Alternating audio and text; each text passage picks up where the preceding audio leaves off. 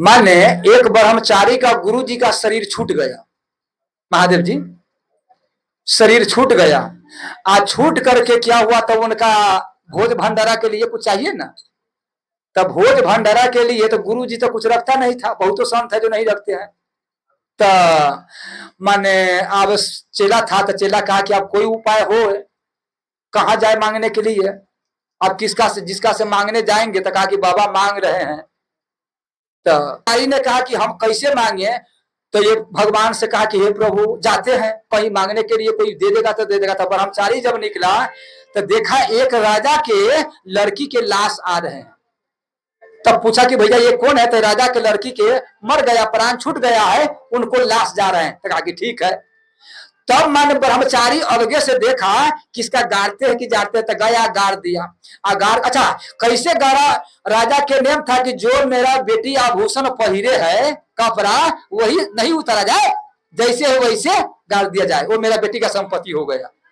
तो उसी प्रकार से वैसा ही उसका गाड़ के चला जाया। ब्रह्मचारी जी ने कहा कि वाह कितना गहना है, खराबे हो जाएगा।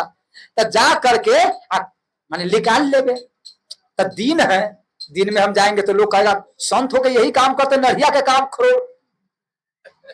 हाँ तो से वाली बात है, रात होने दो। ब्रह्मचारी जो है रात माने दिन भर छुप गया, और जब साँझ हुआ तो कोदारी के कौन जरूरी है, वो तो हल्का है ये है। जब मैंने खोदा खोद करके बस कहा कि अब इसको हम बाहर निकालते हैं, तब तक मैं लड़की की आत्मा मैंने खड़ा हो गया।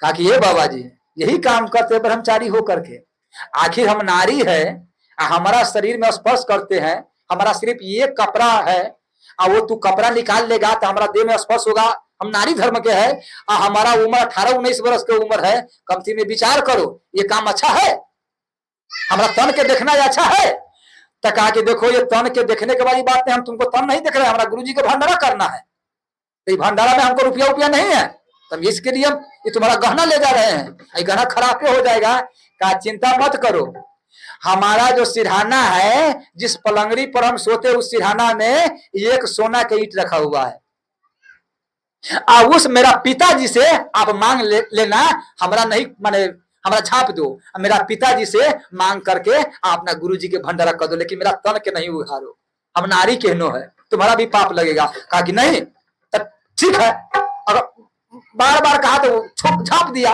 चला गया।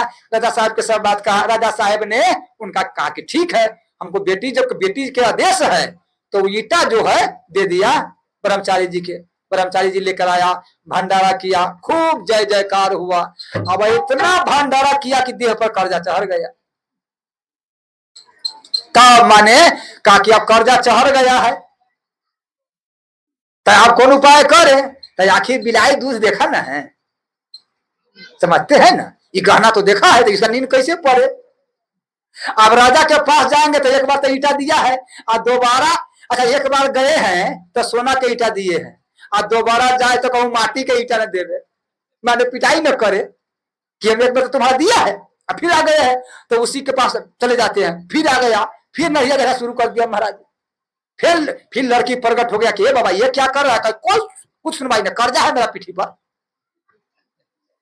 महाराज जी वो तो तुरंत सब चीज माने ले वो के बेच करके कर्जा तो सधा दिया, आके अपना मंदिर में सो गया। लेकिन लड़की प्रकट हो गया, कहा कि मैं श्राप देता हूं, मैं श्राप देता हूं कि तू मेरा बदन के छुआ है, मेरा बदन के नंगा कर दिया है, तू देखा है, तो जाओ माने ये शरीर छूटेगा, अगला जन्म में हम बेसिया बनेंगे और तू जे संत बनेंगे, लेकिन हम बेसिया बन के तुम्हारा भी माने पथ भ्रष्ट करेंगे, धर्म के नाश करेंगे, हम छोड़ेंगे नहीं।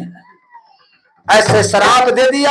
शराब देने के वाली बाद में तब क्या करे, वही राजा के लड़की कौन है, माने चिंतामणि बेसिया, और वही ब्रह्मचारी जो है वो बेलमंगल है, जिनका कथा विस्तार है।